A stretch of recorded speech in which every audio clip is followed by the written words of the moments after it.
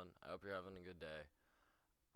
So I'm not sure exactly if this daily upload streak will be going. I don't think I'm going to be able to get this video out by the next day. So I'll try to make it up with 2 videos tomorrow. I'm not completely sure though.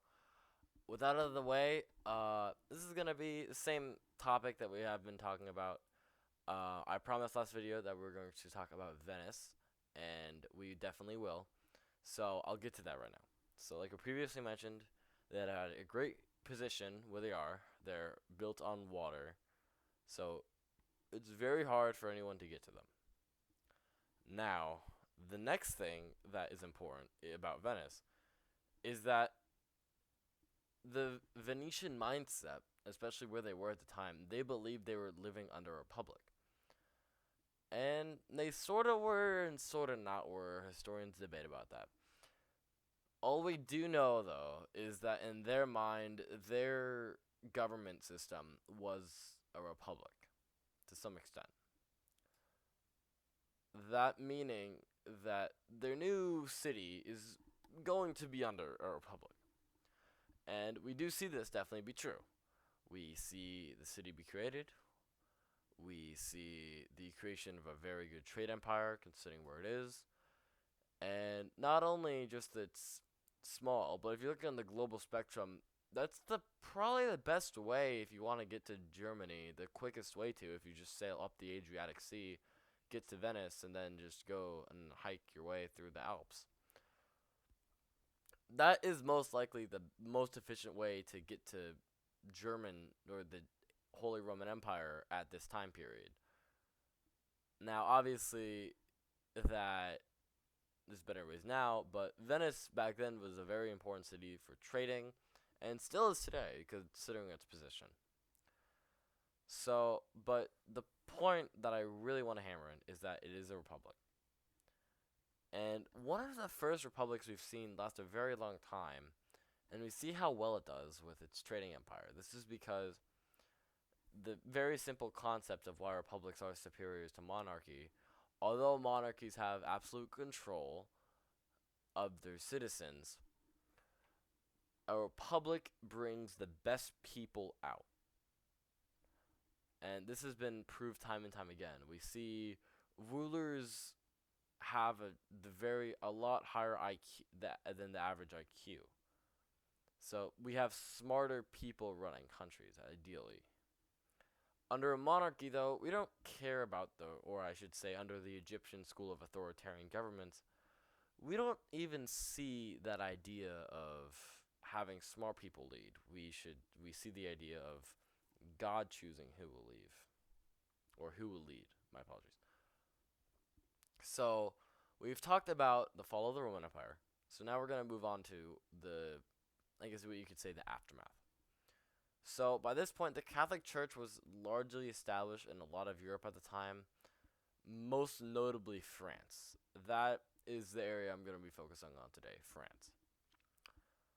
So France has been known as a very important place for many reasons. It has been a center of trade, commerce. It has virtually one of the best geographical positions out of any other country you could list, with Spanish mountains to the south, the Alpines to the south, it would be east, and Switzerland mountains to the east generally, then the Rhine River part of the way. And of course, the one major flaw being the very flat lands where it's very easy to go through, but after you get around Belgium. However, the idea of well, I'm going to be talking about Charlemagne today. That is kind of what this main episode is going to be about, Charlemagne. So Charlemagne is the best way to say it. He changed the course of Europe like many other men before him and after him. So Charlemagne first took the throne after his father has passed, like many other rulers, and of course under the inauguration of king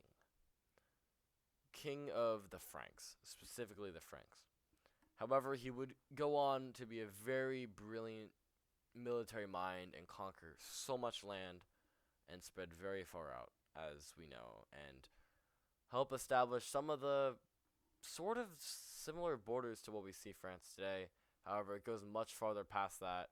Takes a lot of Italy, takes the vast majority of Germany. He does kill a lot of quote unquote heathens uh, for them being considered too hostile, which, if you think about it, it's kind of funny. And he does conquer a very large amount of land, all under the name of the Egyptian school of thought.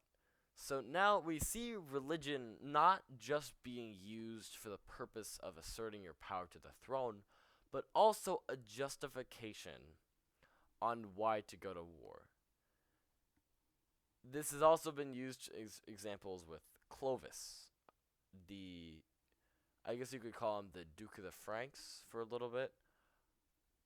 He also did the similar mentality. However, I would argue that Charlemagne did it much better, considering that he took a lot more land and he had very close connections with the Pope. He also was the first ever, I guess you could call him Holy Roman Emperor. However, that term of who was the first Holy Roman Emperor goes back and forth. However, this is a time period in Europe where we see a huge amount of religion being used for virtually the entire globe. We see in China, we see in Africa, a lot more based reliefs about religion. But, of course, the area that I'm focusing on is Europe. Europe is where we see this the most. We see the Catholic Church be established, and we see France to be basically its protector state. And, however, what we see also is a power circle now. Not exactly everyone has complete control, which obviously is good, however, does lead to some consequences. So, I'll explain that. The way that Charlemagne was inaugurated was on 802 AD, December 25th. Of course, December 25th being Christmas or the birth of Christ. Now, why this is important, he was also crowned in Rome. You would imagine he would have been crowned in Aachen, which is the capital, or of his realm at least. You would expect a ruler to be crowned at his capital. However, he was crowned in Rome. So already you see that he's treating Rome like his capital city. And of course, Rome being the center of Catholicism, he's kind of saying that all Catholics, not just Franks, rule under me, which isn't exactly true during this time period. So, to say that's true is not exactly the case. However, it was a very big point. However, the most important part of this is how Charlemagne was crowned. He didn't put the crown on his head. That was done by the Pope, obviously being the head, or I guess you could say the cardinal of Rome. And since he was crowned by the Pope, that sets a precedent from now on that all other rulers after him will also be crowned by the Pope, which we see is true. However, this would all be good if not for the fact that the Pope's position was almost always influenced by the Holy Roman Emperor after this point. So now you have a circle where popes get in power and they like the emperor because he put him in that position. But now you also have the precedent where now the Pope has the power to take your crown back. So both sides have to stay on their good side or they're going to get ousted. And this really shows, I guess you could say the consequences of using the Egyptian school of thought. You see, this happened basically for the majority of the medieval ages. However, I'm not gonna scope over all of that and just say big power circle, because I feel like that would be too lazy. So what I'm gonna do next episode, I'm going to talk about. I know I'm jumping a lot. However, I'm going to say that the majority of this power circle thing was happening. The majority of Europe does stay Catholic, which it does up to this point, until King Henry VIII. And that's what I'm going to be talking about. What happens when your religion changes and your Egyptian school of thought gets shifted? And maybe I'll be able to talk about the founding or the Christopher Columbus and the finding of the New World. However, I just hit 10 minutes, a little back, so to stay within tradition, I will stop here and thank you for listening.